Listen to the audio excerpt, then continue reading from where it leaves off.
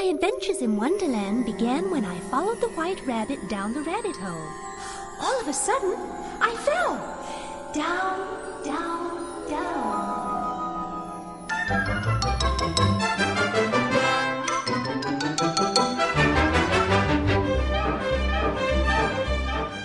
Hi everybody, and welcome to another Diz Explores Minisode. I'm Jessica, and today I want to talk through a recent Disney announcement that will thus far only impact Disneyland, but could possibly have some effects on other Disney parks down the line. So I'm going to explain what's going on and then tell you what I think about it. But before I get started, I just want to explain some terminology that I'm going to use, just so you're not confused. There are two FastPass systems that are going to come into play here, so I just want to clarify both of them. The first is the traditional FastPass system. So for those of you who don't know, FastPass is a way to cut the line at a Disney park. It's still the system at Disneyland, and what you do is you put your ticket in a kiosk, it spits out a card, and then the card gives you a window in which you can come back and skip the line, and then once you hit that window, you can get another one. So it's a handy tool used by most Disneyland visitors. Now, a couple of years ago, the Magic Kingdom in Florida adopted version 2.0 of FastPass, which is called FastPass Plus.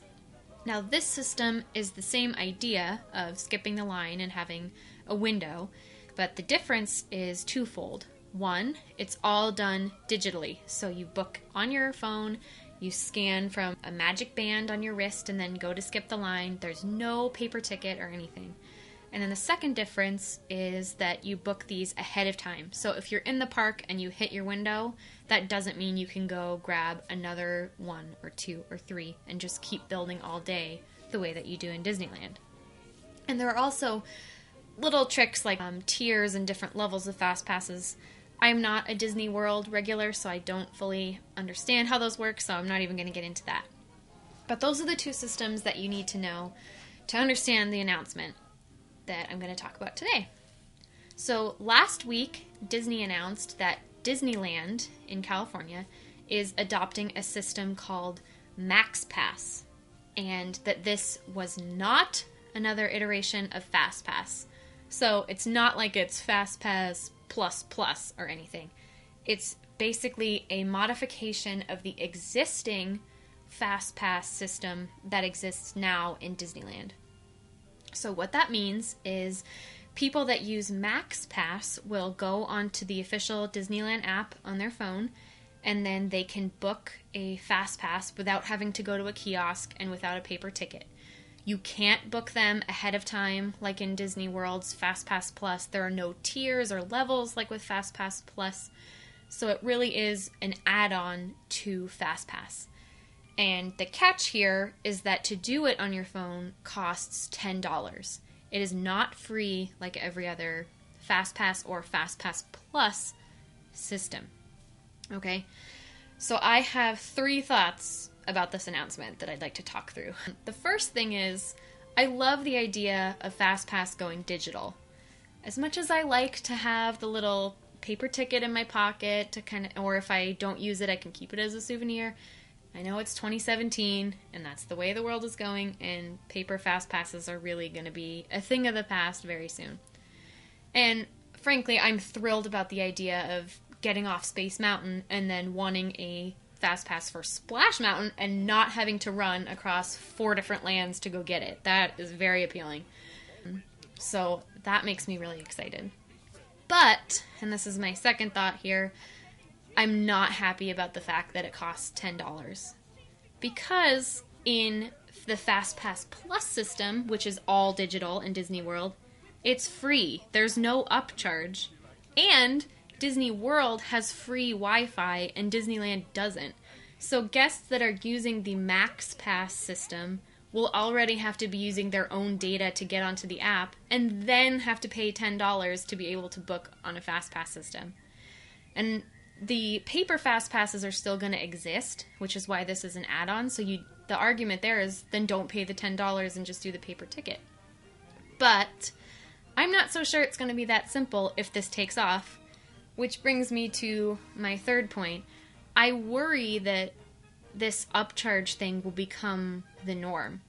I could definitely see them doing away with the paper fast passes altogether, which means if you want to use fast pass in Disneyland, you have to pay $10.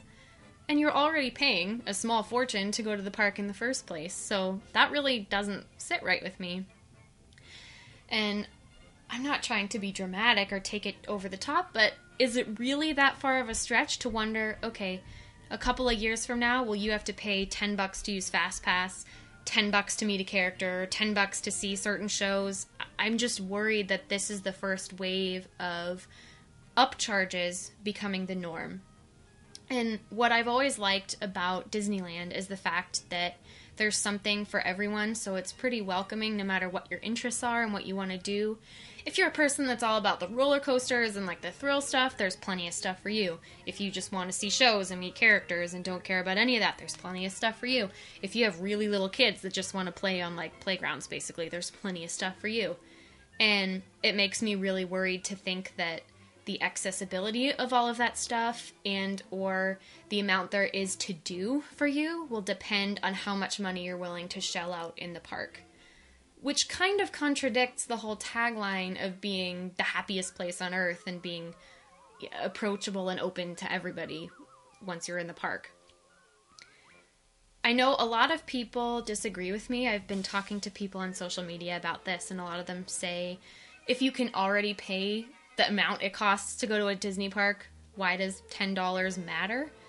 But I guess for me, it's not so much the fact that it's $10 as it is that it's almost like yet another thing that you can pay the money or you can't, and then you don't get to experience that thing. So I guess it's more like the principle of it, because I don't like that Disney sometimes has the reputation of being like elitist, or the more money you're willing to shell out, the nicer they treat you and the more you can do. And I know that that's kind of reality, but if they're all about being like inclusive and the happiest place on earth, but then everywhere you go you're getting nickel and dimed, I just think that kind of chips away from the magic, because you might have this really fun trip and get on all the rides that you wanted, but if you feel cheated the whole time, then that wasn't really magical. It was just a really expensive trip. And if you're an adult that's aware of how much you're shelling out for everything you're doing, maybe only your kids will experience the magic, which is terrible because it's supposed to be a place where grown-ups and little kids can have fun together. So, I don't know. I'm not saying that I'll never try the MaxPass system or that I think it's inherently bad.